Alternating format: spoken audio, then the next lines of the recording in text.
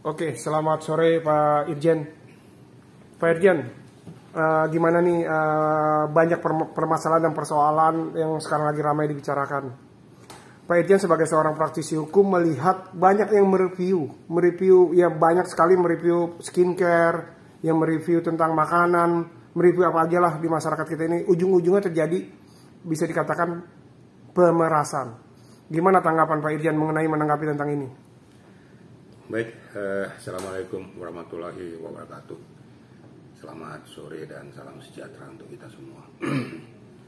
Begini ya, untuk rekan-rekan media. Dengan sirkulasi permasalahan hukum yang menjerat peristiwa-peristiwa kemarin ya, yang menyangkut daripada Nikita, menyangkut daripada Dr. Reza, dan kemudian para pengusaha-pengusaha skincare yang lain. Nah, ini dikatakan suatu lingkaran setan, saya katakan. Ada permasalahan, ada yang memanfaatkan permasalahan itu untuk kepentingan pribadi ataupun kelompoknya. Nah, sekarang kita lihat dengan masalah skincare yang sudah terjadi ya, sehingga terjadilah peristiwa pidana yang mengakibatkan kita jadi tersangka. Nah, sekarang muncul lagi di review lagi, sekarang udah banyak mulai mencari-cari kelemahan-kelemahan daripada apa yang menjadi pengawasan dari BPOM tadi. Ya, contohnya masalah makanan dan minuman yang dikatakan tidak terdaftar dan lain sebagainya. Akhirnya melakukan tekanan-tekanan, intimidasi sehingga bermuara kepada tindak pidana pemerasan. Sekarang kita ambil dari dua sisi ya. Kalau memang kita tidak merasa makanan dan minuman model apapun, kalau memang dia memenuhi standar, memenuhi ketentuan yang dipersyaratkan BPOM, kenapa mesti takut?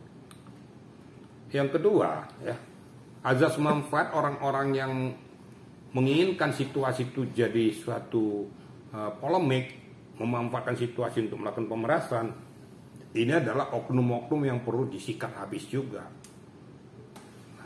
Maka saya bilang dari dua sisi kita lihat. Makanya jangan berikan peluang kepada manusia-manusia bajingan ini ya, untuk melakukan langkah-langkah yang justru bertentangan dengan barikade hukum.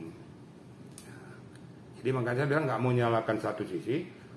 Jangan berikan peluang, lakukanlah sesuai dengan ketentuan.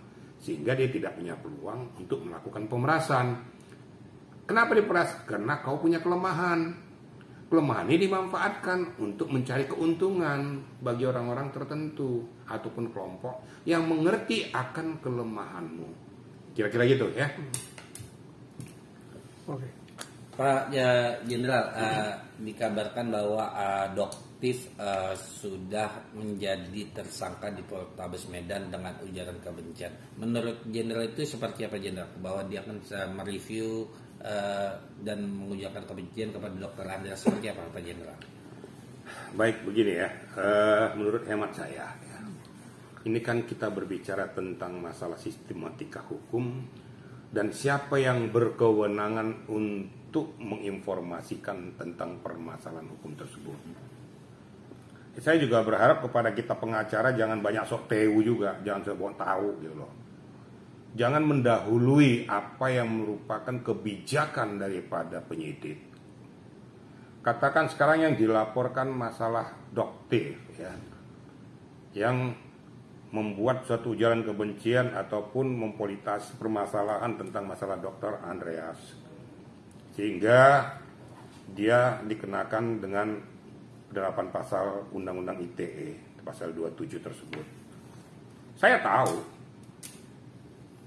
karena saya juga mantan penyidik, tentu saya punya jalur koordinasi dengan orang-orang yang punya kewenangan. Namun saya tidak punya hak kewenangan untuk menginformasikan kepada masyarakat, memastikan kepada masyarakat bahwa seseorang itu sudah jadi tersangka. Itu bukan hak daripada pengacara untuk ngomong itu. Sebelum penyidik mengungkapkan, mempublikasikan melalui humasnya. Ini tolong kita sama-sama menghargai ya aturan main itu. Lah penyidik aja belum ngomong kok bahwa dia tersangka atau tidak. Walaupun mungkin dia tahu Ya berdasarkan katanya hasil SP2HP-nya, dia tahu bahwa dia akan diangkat, kebetulan nanti mau jadi tersangka, tapi kamu tidak punya hak untuk bicara tentang itu. Nanti tunggu, kan ada humas dari pihak kepolisian untuk berbicara, mengatakan bahwa status yang bersangkutan sudah meningkat dari penyidikan dan menjadikan penetapan tersangka. Itu baru sah secara hukum.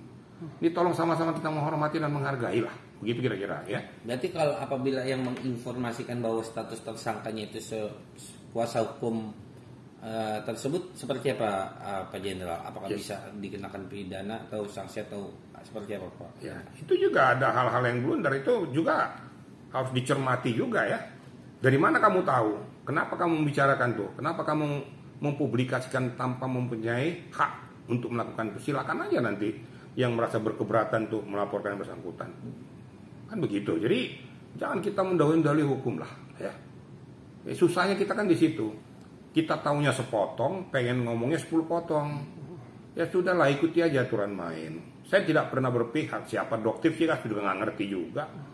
Kalau memang dia melakukan ujaran kebencian ya kenakan saja sesuai dengan undang-undang ITE itu. Sahkan, tapi jangan kita yang sok tahu, seolah-olah kita penyidik. Seolah-olah kita punya hak untuk membicarakan dan mempublikasikan dengan berapi-api lagi. Dan juga jangan nantang, nggak boleh. Silakan saja. Ini saya monitor juga loh ya. Silakan saja kalau mau melaporkan Dr. Reza. Jangan begitu. Biarkan saya nanti buktikan betul-betul nanti. Ya. Betul-betul dibuktikan nanti bahwa ada yang melaporkan Dr. Reza batu rasa loh. Jangan seperti itu. Terdahulu saya sudah mengatakan bahwa hal-hal yang berkaitan dengan hubungan sebab akibat itu perlu untuk diperiksa. Tidak akan mungkin tidak diperiksa namanya Dr. Reza, pasti diperiksa. Tapi nggak usah ditantang-tantang seperti itu loh. Kita kadang-kadang jadi kuasa hukum tuh kadang-kadang sok tehu, sok arogan. Udahlah, yang cool-cool saja lah, yang santai aja. Ya, kalau memang dikuasakan kepada kita sesuai dengan apa yang diberikan kuasa kepada kita, itu aja yang kita utarakan. Nggak usah kita nyamber-nyamber yang lain, nggak usah nyamber kewenangan yang lain, seolah-olah kita paling hebat di jagat raya gitu. Kira-kira gitu ya. Ini sebagai koreksi kepada kita sebagai pengacara juga ngomong jangan terlalu kelebihan kelebihan puyer lah. Mentang-mentang Nikita Mirzani bisa dilakukan gitu karena kebetulan memang ada bukti permulaan. Kemudian ngomong lagi masalah ini lagi, terus mempublikasikan seolah-olah saya hebat, saya pengacara. Udahlah, kita kan tahu kadar daripada kepengacaraan kita. Yang enteng-enteng aja lah, yang enak-enak aja ya, itu kira-kira ya. Pak Jenderal, satu lagi Pak Jenderal, bahwa yang kita tahu kan Nikita Mirzani sendiri menerima diduga uang tutup mulut. Apakah pemberi juga harus diperiksa seperti apa Pak Jenderal? Kan saya katakan dari awal tadi. Mungkin dalam wawancara saya terdahulu saya sudah sampaikan hubungan sebab akibat. Berkali-kali saya katakan tidak ada asap kalau tidak ada api, tidak api kalau tidak ada asap. Saya tidak membela siapa-siapa. Mungkinkah uang itu bisa berpindah kepada orang lain secara cuma-cuma dengan jumlah yang sangat besar kalau tidak ada pokok permasalahan yang harus diselesaikan? Apa pokok permasalahannya? Kebetulan domainnya itu berhubungan dengan skincare. Apakah ada Nikita Mirzani beli skincare-nya? Kan enggak. Apakah ada hubungan bisnis antara dia dengan Nikita? Kan enggak.